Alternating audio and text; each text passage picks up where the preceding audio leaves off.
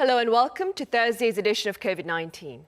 Earlier this morning, President Moon Jae-in presided over the 8th session of the Emergency Economic Council in response to challenges posed by the pandemic. Among the issues discussed was the second set of relief funds for those severely affected by the pandemic. Now, we'll delve into details later on the program, but here first are the latest numbers on the pandemic with our Kwon So-ah and related news with our Kim Da-mi. So, do start us off with the situation here on the local front. All right, Sunny. Well, this entire week, authorities have been saying that daily caseloads have been stabilizing in the 100s, and the country's enhanced social distancing measures are being credited for that achievement. Right, so but officials want to see a tangible drop to the double digits, I hear. Right, and that's making it even more difficult to predict whether citizens can return to their routines soon. So to extend or not to extend is the question, especially when it comes to the social distancing measures at level 2.5 here in the metropolitan region, because those are for now in effect until Sunday. Now, our Kim Da-mi will later go into details into that, but let's take a closer look at the daily developments of cases. It was just last Thursday when the number of cases dropped to below 200, and since then we can see they have been remaining in the 100s for the 8th consecutive day. And now let's take a look at the figures this Thursday. 155 new cases were reported. That's remaining unchanged pretty much from yesterday. That raises the total to 21,743. And we have 2 additional deaths, raising the death toll to 346. Around 4,030 people remain in quarantine, and there are currently 169 people who are in serious or critical condition, and that's 15 more compared to yesterday. And the total number of recoveries stands at 17,360. And if we go over to our map now, we see that the metropolitan region had around 100 cases. That includes Seoul, Gyeonggi-do Province, and Incheon. So not a big change compared to yesterday here. We have some double digits in the center of the country here in Daejeon at 11 and 12 new cases in Chungcheong, Namdo Province. Meanwhile, 141 cases this Thursday were local infections, while the rest of the 14 cases were imported cases. And with that, let's take a look at the international figures. The total accumulation of cases stands at 28 million. And we just reported a day ago that the death toll has surpassed the 900,000 mark. And this Thursday, we see that recoveries have surpassed 20 million. And let's go over to the countries with the highest number of infections. Now, India, which recently overtook Brazil in cases, now being the second highest, the country with the second highest number of infections. This country has added over 95,000 cases in the past day, and that is a country we will later connect to. Sunny will talk to a doctor in India on the details of that country. Meanwhile, Brazil here at almost 4.2 million, and there are 5 Latin American countries in the top 10 here. That includes Colombia, Mexico, and Argentina, as well as Chile on our next table with over 427,000 cases. Meanwhile, in Europe, the UK and France have been dealing with resurgences in cases with over thousands of new daily cases. And speaking of the UK, England, beginning on Monday, will ban social gatherings of people above six people or above. And that's all I have for now, but I'll be back with more updates after the government briefing. Sunny? All right, so thank you for that. I'll see you back at the desk.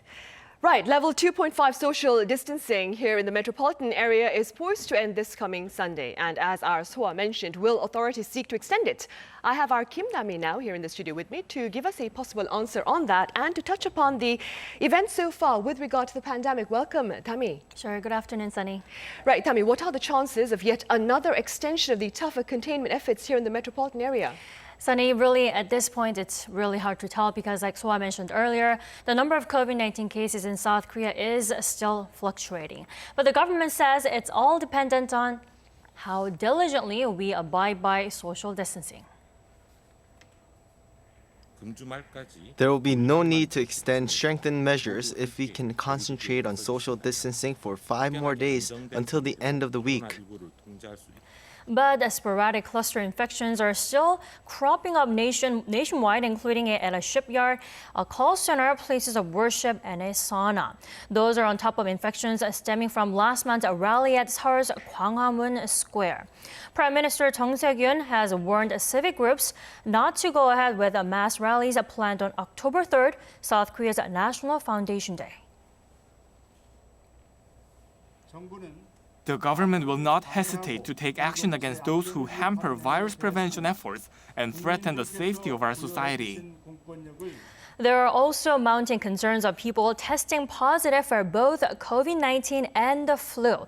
However, health authorities say it is yet unknown if such simultaneous infections are more fatal for the patients in question. Right. Tammy, now I touched upon this yesterday, but do remind us again. Officials here in Seoul have closed a few parks along the Han River. Right, so when 2.5 social distancing was issued in the capital area, people flocked to the Han River where they could still gather. The number of visitors in the first week of September actually jumped almost 40% compared to the same period last year, with large crowds gathering, especially on weekends.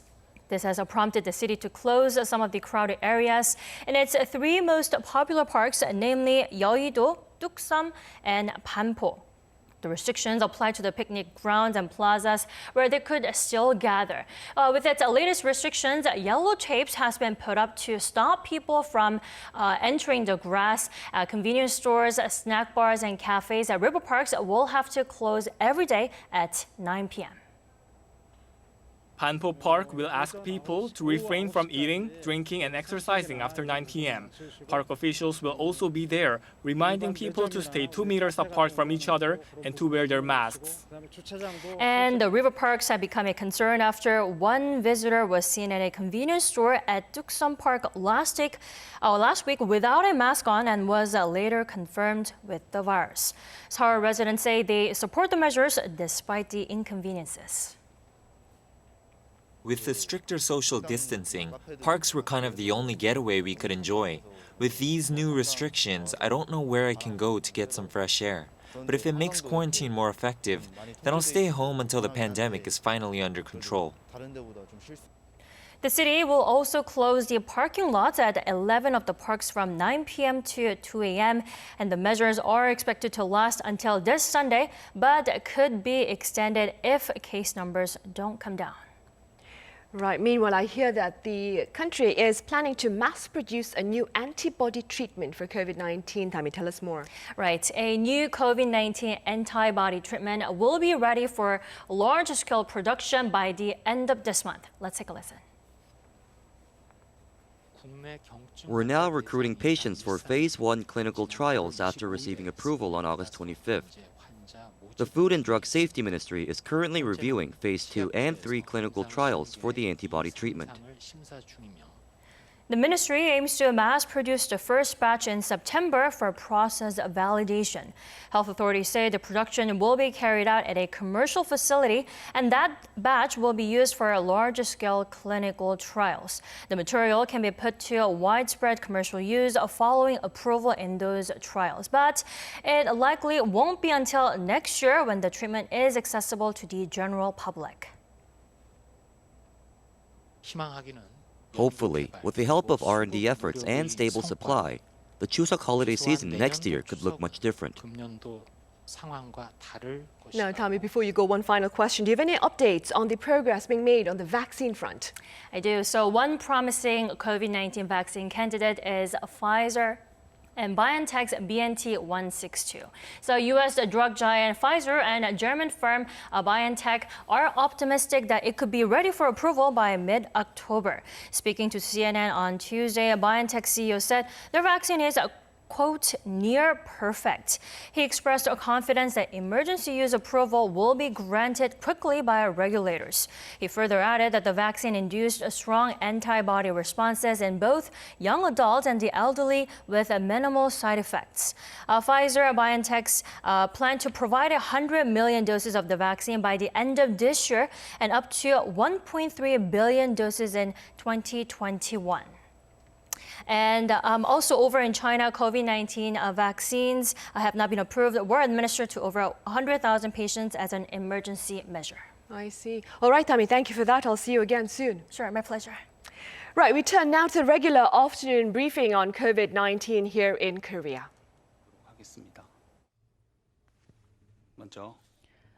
First of all, here is Deputy Director Kwon Junuk with the briefing.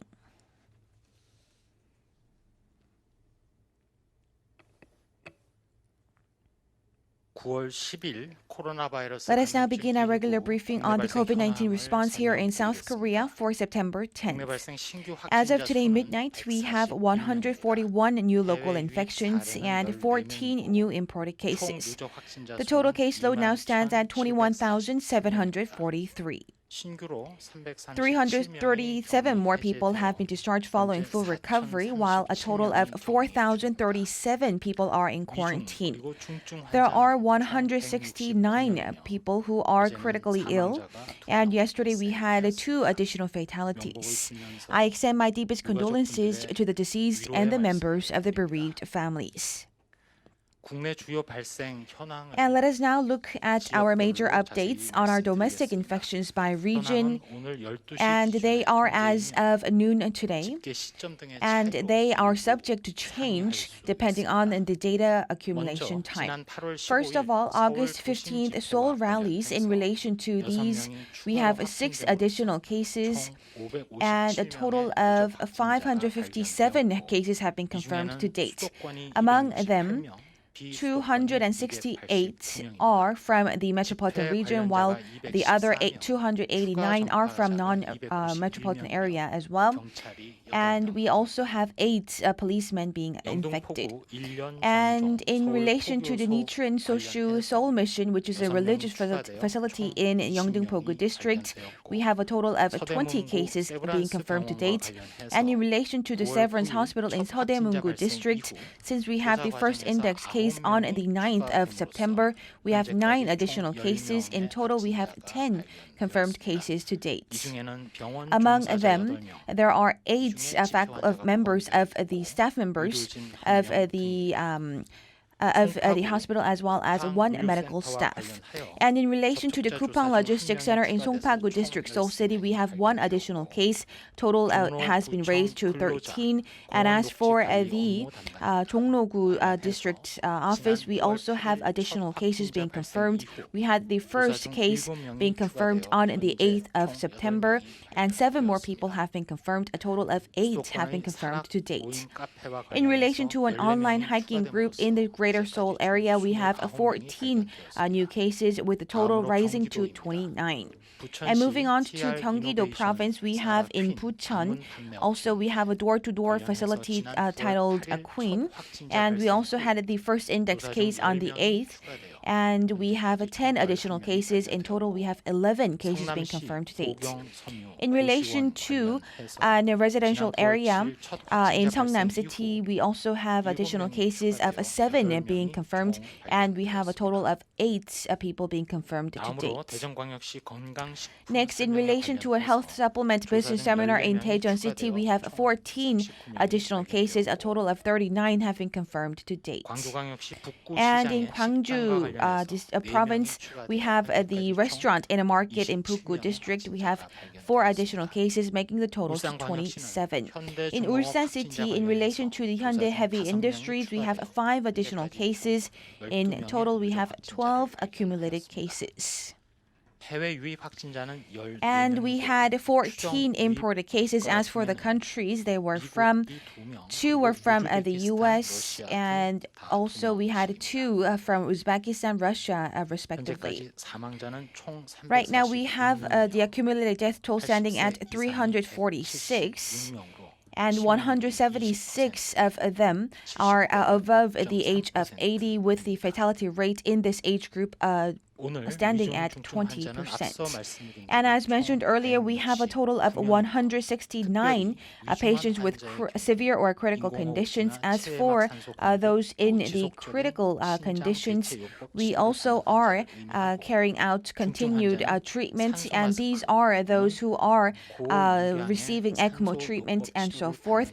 And as for the severe symptoms, we have categorized them as those who are in need of oxygen mask and related treatments.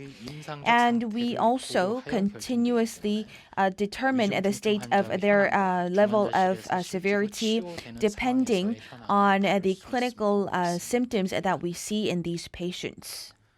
The KCDC would also like to note that in order to curb the further spread of the virus, we also continue to highlight that social participation and public participation in intensified quarantine measures is very crucial. And we ask the members of the public to continue to abide by public guidance for level 2 social distancing. Please postpone or cancel non-essential outings, social gatherings, events, or travel. Instead of dining in at restaurants, please utilize a takeout or delivery. And home training or outdoor exercising is recommended in place of going to indoor gyms. And also utilize PCs or smartphones to have online meetings instead. If you have to go outside, you need to wear face masks at all times, and you need to wear them properly. This means that you need to cover your nose and mouth completely. You shall not touch the surface with your hands.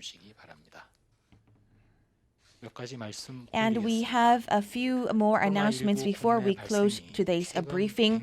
We have seen our on-day increase ranging within the 100, and we are seeing a downward trend. Nevertheless, during the past few days, we have seen a slight increase in the number on a daily basis. And by region, we also have untraceable patients, which are increasing in proportion. And this is why the quarantine authorities continue to stay alert, and we are exerting our full efforts to contain the virus. And among the metropolitan region in Incheon City, we have seen a major decline in the number of new cases. However, in Seoul City and Gyeonggi-do Province, the downward trend is not very clear as of now. This is why we need to stay on alert. Aside from the metropolitan area, all of the other nations are on the level 2 social distancing. As for the high-risk facilities, we have seen an increase in the number of confirmed patients, and we are monitoring these reasons behind these infections. We were able to contain the virus to a certain extent in the metropolitan area thanks to the participation and support by the public. This is why we would like to extend our deepest appreciation to you all once again. And we believe that this issue of fatality is also a very critical issue at hand right now. We are seeing a downward trend, and we are also seeing a containment in the virus. However, we believe that this needs to be speed up in the future, and this is why we ask you to continue to abide by social distancing measures. And in terms of fatalities, starting from mid-April, we have seen a very low fatality rate. However, after mid-August, we have seen a steep surge in the number of fatalities. And in order to protect those who are in this senior age group as well as high-risk category, we need to continue to stay alert. We are exerting our full efforts, not only at home and abroad, to develop effective therapeutics and vaccines. However, you have seen just yesterday, we are still having great uncertainties as of these developments in our vaccines and therapeutics. We have seen great numbers of crises, and we were able to continue to overcome these crises because we have our vaccine at hand, which is wearing face masks and social distancing. Of course, we cannot contain the virus fully. However, we were able to contain the virus to a large extent after mid-August, thanks to the support and the participation put forth by the members of the public, as well as many discomfort and difficulties endured by the self-employed. During the next 4 days until this weekend, we ask you to continue to practice social distancing and refrain from going outside. We believe doing so can have great results during the next 1 or 2 weeks. The quarantine authorities are also staying on alert to watch if there are any signs of a wide cluster infection, and we are cooperating continuously with the public to continue to exert our full efforts to contain the virus and flatten our curve going forward. We will exert our full efforts. Thank you very much. Right, that was Thursday's afternoon briefing by Kwon Junuk, the Vice Head of KCDC. What was the focus of his address today? Well, the focus by Kwon Junuk, the Vice Director of the KCDC, as well as all the other authorities that have been talking about the coronavirus in other briefings today was comply by the social distancing measures until the weekend and also beyond, because level 2 measures will be in effect until the 20th, and 2.5 level measures are in effect until Sunday in the metropolitan region. And all of this despite seeing a decline, a downward trend, and also we have been seeing slight increases in the past days, although Kwon mentioned that there has been a significant fall in cases in the city of Incheon, which is in the metropolitan region, but still in the capital Seoul and Gyeonggi-do province, we're not seeing such a big plunge in cases, which is why we have to remain vigilant, especially as there have been many new cluster infections across the nation. Also here in the capital at a major general hospital, we saw new cases, as well as at other facilities, especially we have to be careful with the people in the elderly age group. In fact, we have some 169 people that are currently in serious or critical condition. Right, Soa. Thank you for that. I'll see you again tomorrow. See you tomorrow. Right, prevention is better than cure. Now, these are the words of wisdom amid the global pandemic, especially in the absence of a cure. Accordingly, health experts are calling for common yet crucial hygiene practices such as hand washing, the proper use of sanitizers, and the regular disinfecting of frequently touched items. Do take a look. Amid the COVID-19 pandemic, health authorities are urging the public to keep a mask on at all times and have stressed the importance of a number of other preventive measures. One of these is the frequent washing of hands. Soap and hand sanitizers have become must-have items to keep ourselves free of viruses, germs, and other contaminants. But which one is more effective in killing viruses? When you wash with soap and you get a suds of soap bubbles, and then you rinse them away, you're rinsing away the virus and everything that was inside the virus particle. So soap and water is a better idea if you can do it. If you have access to this soap and water, under those conditions where you're traveling or something, and you don't have access, all right, a sanitizer is not a bad second, idea or a second option. However, caution is needed when using hand sanitizers, as they have caused horrific accidents. In one incident, a woman in the US suffered third-degree burns when she tried to light up some incense after using a hand sanitizer. Back in June here in Korea, a 5-year-old girl suffered a damaged cornea after some hand sanitizer got into her eye. Hand sanitizers contain a high percentage of alcohol, so those using them must take extra precautions. 그러니까 이 손소독제는 60% 정도 되는 에탄올 용액이기 때문에 화재 폭발의 위험이 있는 그런 살균제입니다. 눈이나 그 호흡기를 통해서 흡수가 되면은 위험할 수 있습니다.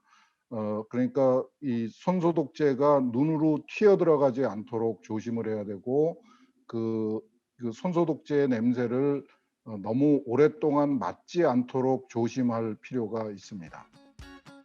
People are being advised to regularly sterilize any objects that they use frequently. One example is our smartphones. A study has shown that the average person touches his or her smartphone more than 2,000 times a day. Accordingly, experts have suggested that we should regularly disinfect our phones. 휴대폰은 앞이 유리로 되어 있습니다. 유리에서는 코로나 바이러스가 실험실에서 실내에서는 4일 정도 생존한다고 되어 있고요. 우리가 매일 이 코로나 바이러스를 제거하기 위해서는 알코올 같은 것으로 깨끗이 닦아주는 것이 필요하겠습니다. In addition to our smartphones, we can further lower the risk of infection by cleaning other frequently touched surfaces, such as doorknobs, elevator buttons, and handrails. Instead of simply spraying on a disinfectant, you should apply it on a cloth and wipe the surface down. 이 살균 소독제도 마찬가지예요. 바이러스나 세균을 죽이는 거거든요. 그런데 바이러스나 세균을 구성하는 막하고 우리 기관지에 있는 막하고가 거의 똑같아요. 결국은 뿌리기보다는 진짜로 이렇게 닦아내는 방식으로 사용을 하신 게 우리 몸에는 안전하고 그 다음에 효과는 더 높일 수 있는 방법 중에 하나입니다.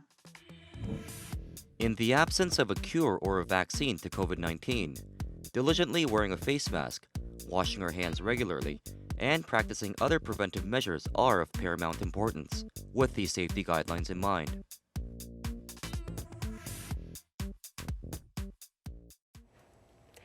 Elsewhere around the world, earlier this week, India overtook Brazil to stand as the second worst hit country in the world after the US. For about a month, India has been recording the largest number of daily cases, with more than 95,000 infections this past Wednesday alone. For more, I have Dr. Amitabh Arya at the Sanjay Gandhi Postgraduate Institute of Medical Sciences live on the line. Welcome, Dr. Arya. Hello, how are you? Fine, thank you. Doctor, let's begin with the reason behind the recent rise. Now, some believe the alarming rise in cases is a result of the government's ease and containment restrictions, while others claim it's simply the result of more tests. What are your thoughts, Dr. Arya? Actually, the number of tests has increased, due to which we have more cases coming up. And the best part is that right now, like on 10th September, we have 4.46 million cases were positive, and recovery is of 3.4 million cases, and there are 75,000 deaths, and the fatality rate is 1.7% only. Dr. Arya, how are the medical workers and medical centers dealing with the overwhelming number of daily cases? Actually, ma'am, we have three groups of hospitals, like those who have no symptoms or signs. We are telling them for home quarantine with proper monitoring. We have toll-free numbers. We have direct numbers for the patients to talk. In mild cases, they go to the primary health centers, district hospitals. From there, they are managed. For moderate cases, we have dedicated hospitals, and for severe cases, we have centers of corona. And many private hospitals in India have also dedicated beds for corona. I see. So we are managing it well, yeah. We are managing it well. Right, yeah. That's good to know. Dr. Arya, what kind of medical treatment do COVID-19 patients receive at these centers? We have as per the WHO, we are following the guidelines of World Health Organization, and we have our own ICMR, that is Indian Council of Medical Research, by which we are following in mild cases, like we are giving symptomatic paracetamol for fever, cough syrups. We are seeing the vitals. We are seeing the oxygen saturations, which is maintained. And for moderate cases, like suppose you have some problems, we are giving cases like those who are having problems. We are giving hydroxychloroquine as per the rules, 400 mg twice a day, and then followed by 400 mg for 3 days.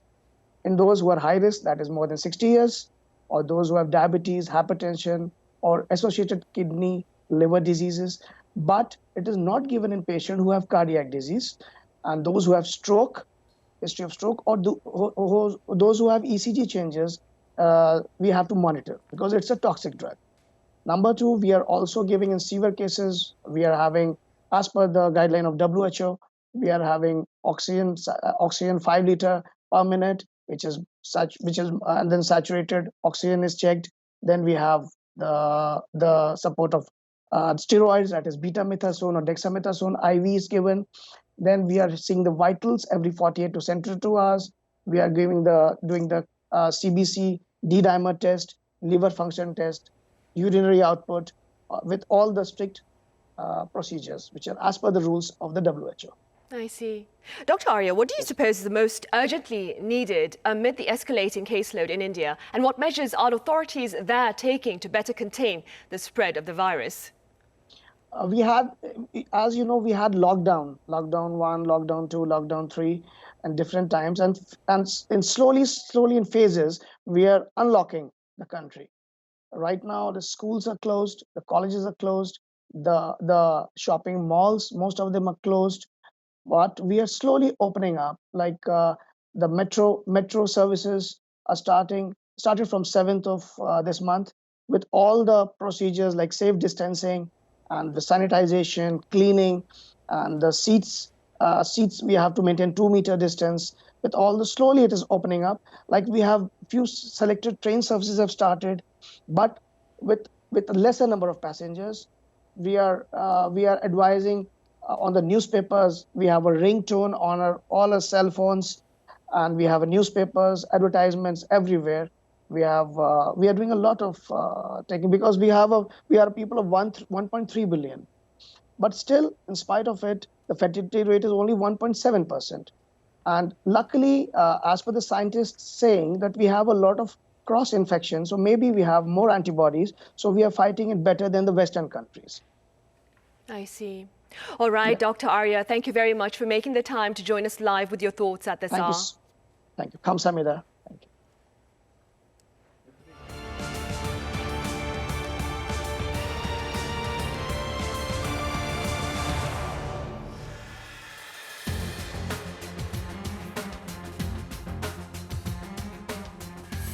정부는 긴급 대책으로 7조 8천억 원 규모의 4차 추경을 편성하기로 했습니다. 피해 맞춤형 재난지원 성격의 추경입니다.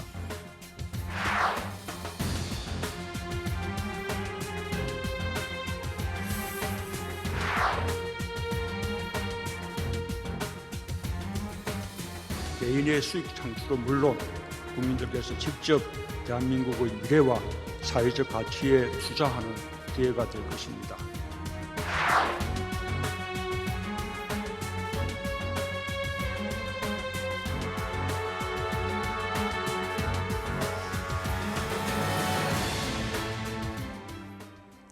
The tasks at hand for governments worldwide are protecting public health and ensuring economic stability, all amid a raging pandemic. Here in Korea, plans are in the works for cash handouts again, but this time, the emergency relief funds will be extended to those in greater need. Now, for more on the efforts to ease the economic burden on the public, I have Professor Yang Hee-dong from Ewha Women's University. Welcome, Professor Yang. Hi, nice to see you again. And I have Professor Kim Se-wan, also from Ewha Women's University. Good to have you back, Professor Kim. Good afternoon, Sunny.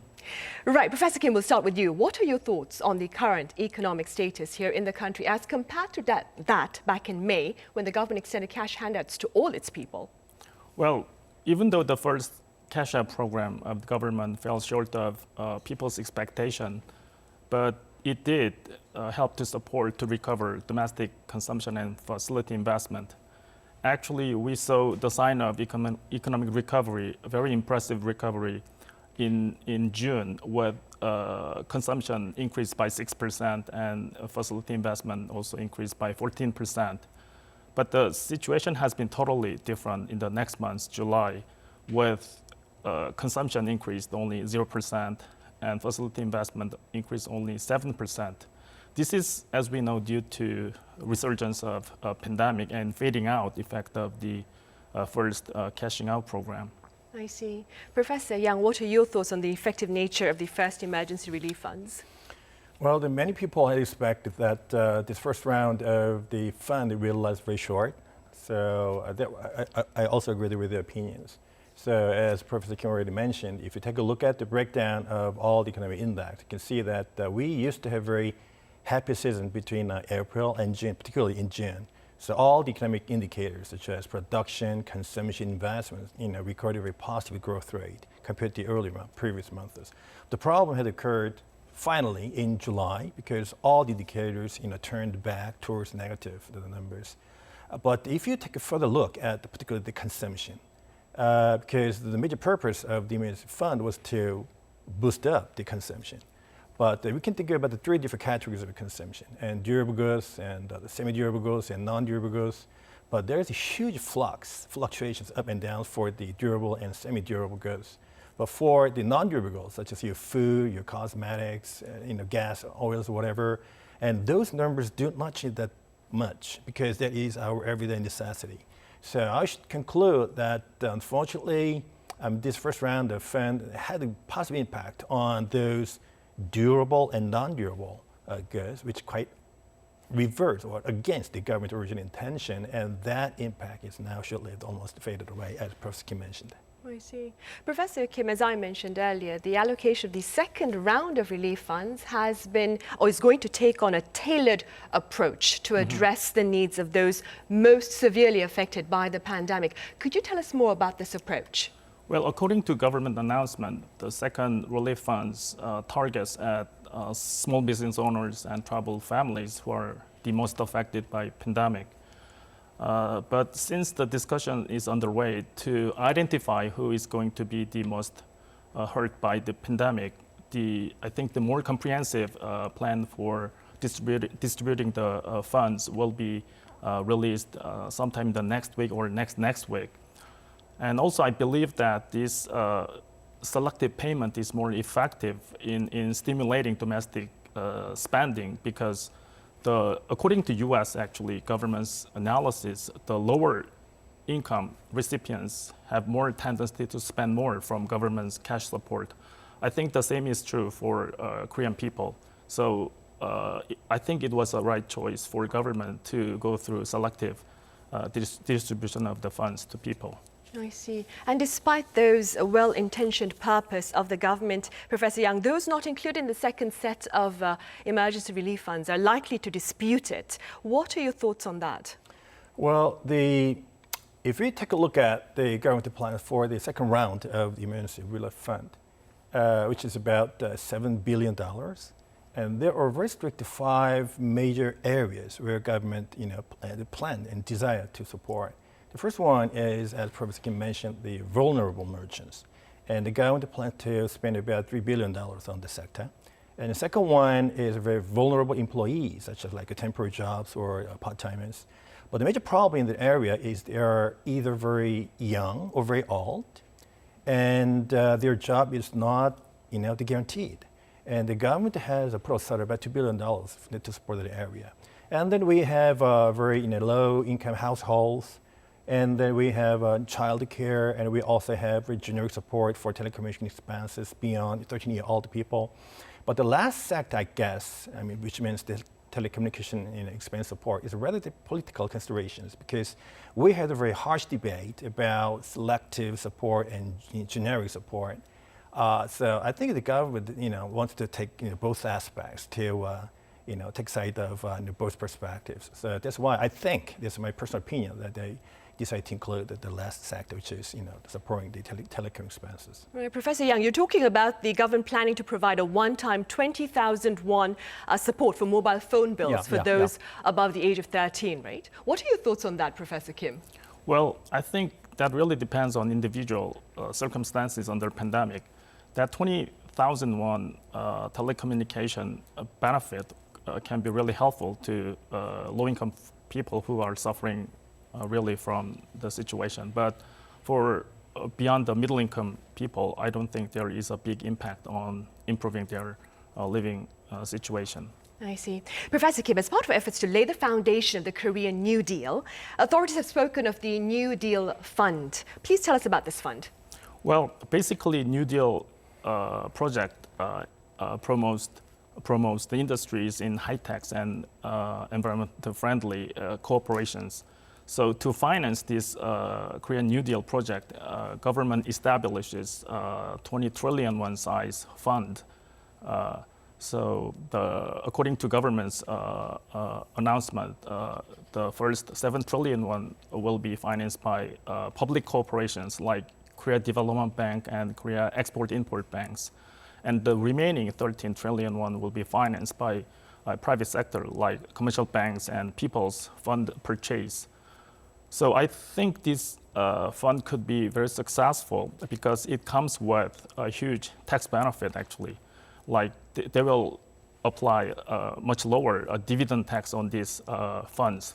In addition, it looks that government will be taking care of the risk of that funds. When it goes wrong, there could be a big problem of bankruptcy of these funds. That kind of problem will be taken care of by governments.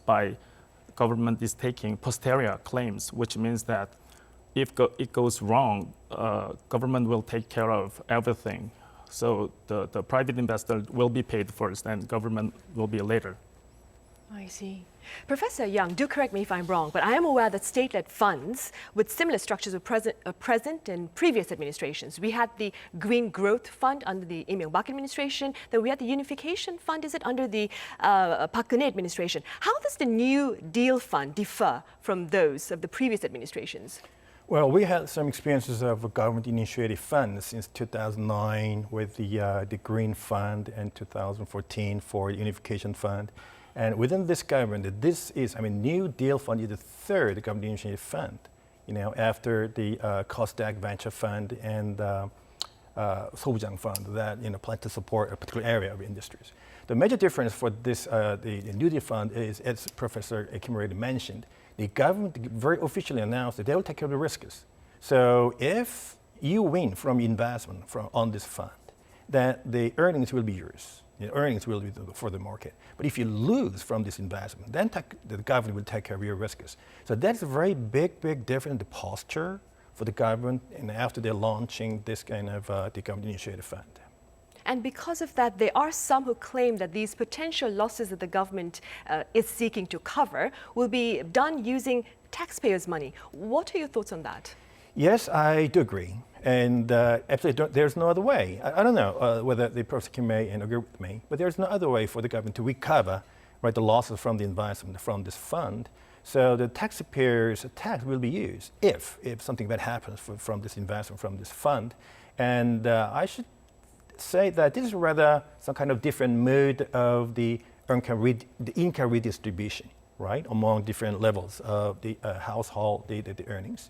So that is rather the secondary impact from this kind of redistribution. In other words, if government tries to recover the damages and losses from this fund, then I should say that the redistribution of the household income will be realized from this effort to recover the damages from the investment.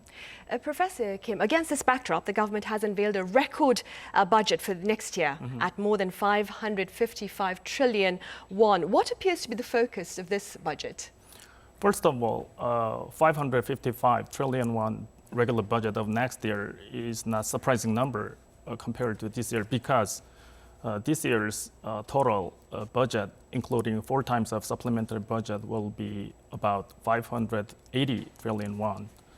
So given that next year's budget is designed for restraining further dropping Korean economy, and for that purpose, particularly, government is focusing on giving more activities in employment and employment support. And government is providing like 100 million public jobs. For that purpose, they will spend 8.6 trillion won. And this year's employment insurance fund is almost depleted by the end of the year.